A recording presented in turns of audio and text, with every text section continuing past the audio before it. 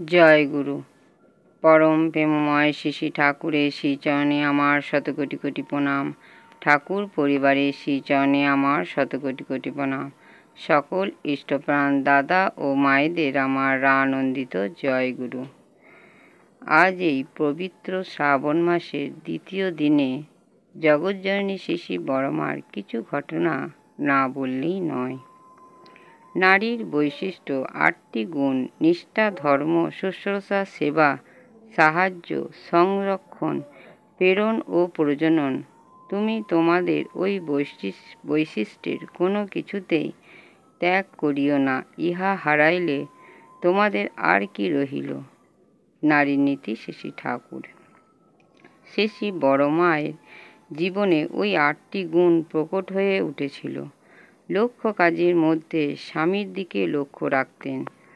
একদিন পার্লারে শ্রী ঠাকুর ভক্তবৃন্দের সাথে কথা বলতে বলতে কয়েকবার হাঁচি দেওয়ায় শ্রী বড়মা জামা পাঠালেন গায়ে দিতে, কারণ সর্দি ধরতে পারে। শ্রী ঠাকুর অবাক হয়ে বললেন, তোদের বড়মার আমাকে বাঁচিয়ে রেখেছেন। না বলিতে কাজ বুঝিয়া লয় যে স্ত্রীতত্ত্ব সেখানে জাগা, বুঝিয়া বোঝে না সেবায় অলস স্ত্রীত্ব সেখানে ফাঁকা। শ্রী ঠাকুর আরও একদিন ঠিক ওই রকম কয়েকবার হাঁচি শব্দ শুনতে পেয়েছিলেন। সেদিন নলের চাটনি রান্না হয়েছিল। শ্রী ঠাকুর খুবই পছন্দ করতেন। চাটনি খুবই সুন্দর হয়েছে। সবাই খেতে বসে চেয়ে খাচ্ছেন। শ্রী ঠাকুরকে না দেওয়ায় বলিলেন, বড় বউ, আমাকে চাটনি দেবে না? বড়মা বললেন, তোমাকে চাটনি দেব না, সর্দি লাগতে পারে, কয়েকবার হাঁচি দিয়েছ। অমনি ছিল তার স্বামীর প্রতি লক্ষ্য। কোনোদিন স্বামীর কথা অমান্য করেন নাই। একদিন স্বামী স্ত্রী কলহ করে শ্রী ঠাকুরের কাছে এসে সব কথা জানালেন এক মা। তখন বেলা দ্বিপ্রহর। শ্রী ঠাকুর ওই সময় বড়মাকে একটা হ্যারিকেন আনতে বললেন।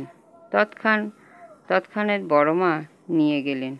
তখন বলে জ্বালিয়ে দাও, তাই করলেন। বলেন একটু জোর দাও, তাই দিলেন। বলেন এবার নিভিয়ে দাও। তারপর নিয়ে যেতে বললেন। শ্রী বড়মা কোনো প্রতিবাদ না করেই তাই করলেন। সেই মাকে দেখে অবাক। এই দ্বিপ্রহরে বিনা কারণে ল্যাম্প জ্বালিয়ে দেওয়ার কোনো প্রতিবাদ করিলেন না। সেই মাটি বুঝতে পেরে বললেন, ঠাকুর, আমার ভুল হয়ে গেছে, আর কোনো দিন অমন করব না। শুধু তাই নয়, শ্রী বড়মার সাথে কোনো দিন ঠাকুরের মতান্তর হয়নি। ঘরকন্নার প্রতিটি কাজে কোথায় কোনটি রাখিলে যাতে কোনো ক্ষতি বা নষ্ট না হয় তাই করিতেন। একদিন ঘর ঝাড়ু দেওয়ার সময় একটা ডাল পড়ে থাকায় সেটা তুলে ধুয়ে ডালের জায়গায় রেখে দিলেন। এমনিতর বহু ঘটনা। ক্ষুদ্র জিনিসও অবহেলা করতেন না। এমনিতর নারী সংসারে অতি বিরল।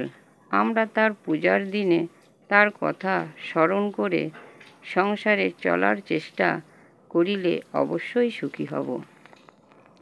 ভিডিওটি ভালো লাগলে একটি সাবস্ক্রাইব করে, লাইক, কমেন্ট ও শেয়ার করে আমাকে পরের ভিডিওটি করতে উৎসাহিত করবেন।